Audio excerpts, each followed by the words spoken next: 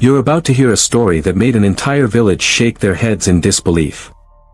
A young woman so unwilling to lift a finger that the woman who cared for her most ended up begging for help like a child.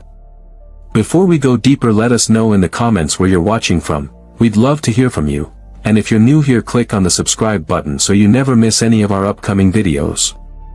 This is the story of Amina and Zuri. Amina was 18 when her father, Kofi, passed away suddenly, leaving her in the care of her stepmother, Zuri. Zuri was gentle, hardworking, and had already raised 2 children of her own before marrying Kofi. At first, Amina seemed like any other young woman grieving her father, but as weeks passed, something changed. Zuri worked from dawn to dusk, selling produce at the market, cooking the family meals, fetching water before sunrise, while Amina stayed inside, refusing even the smallest task. "Zuri, can't you just do it later?" Amina would say, leaning back on the worn mat near the window, phone in hand.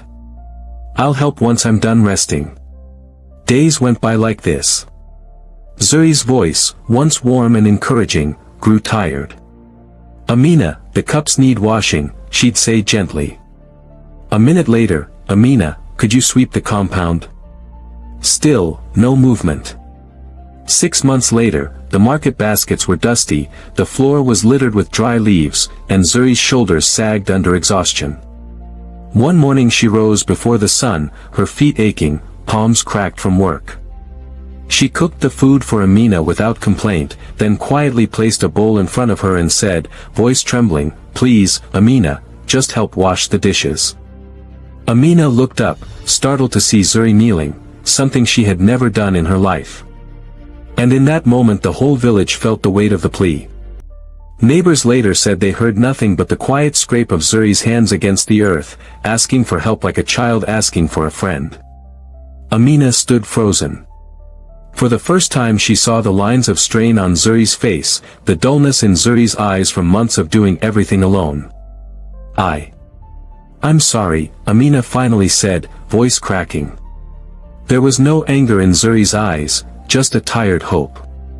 So Amina stood up, helped with the dishes, then swept the compound, then fetched water from the well without being asked.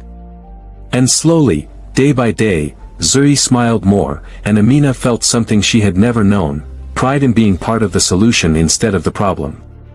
If you were in Amina's place, how would you have reacted seeing someone you loved kneel and ask for help? And if you were Zuri, would you have said anything at all? Tell us in the comments. Does this story remind you of someone you've known?